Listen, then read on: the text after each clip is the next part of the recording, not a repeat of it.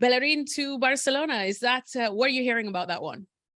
Yeah, it looks like that one's just a matter of time now. As James has also reported on the Arsenal side, they've been negotiating with Bellerin to let him leave for free. I believe not a rescission of the contract in the end, perhaps influenced by this Aubameyang situation, because obviously on January the 31st they agreed to rescind his contract so he could move to Barcelona for free, and now he's moving to Chelsea for a fee. So they, as has been reported, it looks like they want to include some sort of clause in this Bellerin deal so that if Barca then do sell him on deadline day in January or next summer, they'll get some percentage of that fee. But yeah, that's a move that's come about really because of Xavi's desire to sign a new right back. They've decided that Serginho Dest is not the player that they thought he could be. Xavi's decided he doesn't fit the system, and he's obviously set to sign for AC Milan. That leaves Barca without a right back. They've got Sergio Roberto, who's played there for on and off really for a good number of years now, but he's a midfielder by trade. And then Jules Koundé and Ronald Araujo have both played at right back this season, but they're both centre back. They've both made it clear they want to play at centre back. So they're short of a right back. There were other options, but Bellerin's emerged obviously as someone who is available for free, which obviously is a big thing for Barca, given the money they've spent and the lack of room they now have to manoeuvre in terms of registering their signings. He's someone who came through the academy at the club, who is from nearby. And ticks a lot of boxes in that sense. Obviously did quite well on loan at Real Betis last season. So that's more of one that's sort of been in the wings for a while, waiting to see what happens with Dest, what happens with other targets.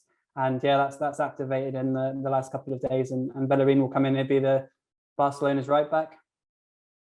That's true. He absolutely loved his time at Real Betis. We know that for sure. And James, he definitely loved his time at Arsenal. When he speaks English, he sounds like he's from North London, having spent so much time there. For Arsenal now, how do you think, I suppose he will be remembered for his time in the Premier League, and this you think is good business for Barcelona as well? Yeah, I think it's a good move for everyone. I mean, Arsenal have had to terminate the contracts of a number of players really because of issues within the squad or with issues with the coaching staff, and that wasn't the case with Bellerin. He had simply got to a point in his life where he joined Arsenal as a 16-year-old. He spent 11 years there. He just wanted a new challenge, and that was his motivation for going back to Betis last season and now to find another club. And you sort of think about the things Bellerin on the pitch. He made over 300 appearances for the team, but during COVID, there were things like he was the players' representative when the club were talking to the squad about taking a pay cut. And he was quite often involved in those sort of things behind the scenes and organising team dinners and team meals, and a real kind of, he was not only a bridge between the staff and the players, but also in helping new players settle in and acclimatise. And he'll be somebody who I suspect the next time we get to speak to Mikel Arteta, he will speak very fondly about Bellerin. That will not be another one of the sort of Aubameyang, Socrates, Mesut Ozil kind of Willian sort of lineage where those deals just kind of, it all got very sour and they just felt they had to get somebody out of the club for the sake of sort of the culture of the dressing room. He'll be remembered very positively. And if there's ever a chance for him to come back and play at the Emirates one day, I'm sure he'll get a very warm reception for the fans.